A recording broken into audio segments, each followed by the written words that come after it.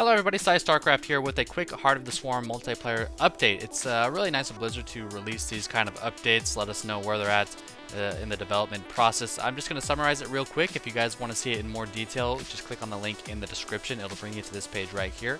So they have just kind of the 3 races listed and what they've done with them. So first of all, with Terran, they have completely removed the Shredder unit, the one that deployed and could just do sick AoE damage. They wanted it to be kind of a map control unit, but it was being used too often to harass, and in lower leagues, the harassment was just way too good because the players just don't keep good track of the mini-map. So the Shredder has been completely cut, and the Warhound is in contention. Now, I kind of agree with both of these. I think the Shredder was kind of a clunky unit. It's not really going to be seen in high-level play as map control. It's just kind of a nice unit in theory. And the Warhound is just, it's a Goliath. That's really all the Warhound was. I'd really like to see it cut. It just didn't feel like a creative unit either. So both those units are gone. And they also mentioned the Thor and how the Thor might get some kind of AoE anti-air spider mine, but that's to be seen yet.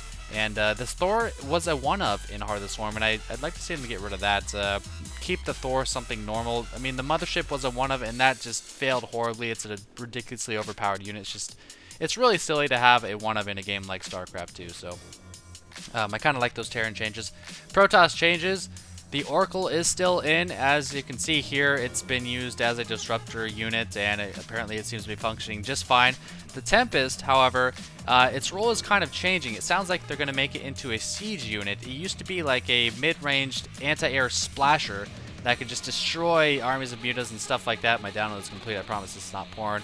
But they're looking to make it some kind of a siege unit, and also the Replicator has been removed. And the reason for this is because it was restricting the units that the other races would build. So basically, if you're up against Replicators, you're not going to build Siege Tanks, or you're not going to build Vipers, or something like that. So I kind of agree with this change. It was a really fun unit, but they want the games to be more diverse. They don't want players to not build things because of a unit. Although that kind of exists now, but I guess the Replicator does that to a higher extent. And third of all is Zerg.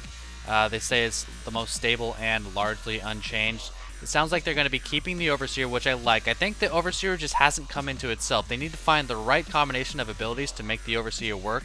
So I'm assuming the Overseer will still be the Detector, and the Viper is now going to be a pure caster. They're getting rid of its detection spell, I'm assuming. They didn't actually say that outright. And they're going to give it a spell where they can actually harvest minerals and use them as mana. Now, harvesting the minerals does take up that mineral node, so you don't want to really do it at your own base. But that's really cool. It's kind of like Defiler. It still has its Dark Swarm type ability that reduces range to 1 on all units. And sounds like a really fun unit. It can still pull in some Colossi, and you can take out the Colossi that way and stuff like that. Also, I am super excited about this. They want to have different types of Nidus Worms. Nidus Worms that can spew creep, maybe from one worm to another worm. Nidus Worms that can attack buildings. Maybe Nidus Worms that can unload faster. I don't know, but that sounds awesome. I feel like Nidus Worm is one of the most cool Zergish things in the game that you can do. It just unloads so slow, and it's kind of clunky. You don't really find a lot of good chances to use it, but I will add a link in the description. That's about it for the Heart of the Swarm update.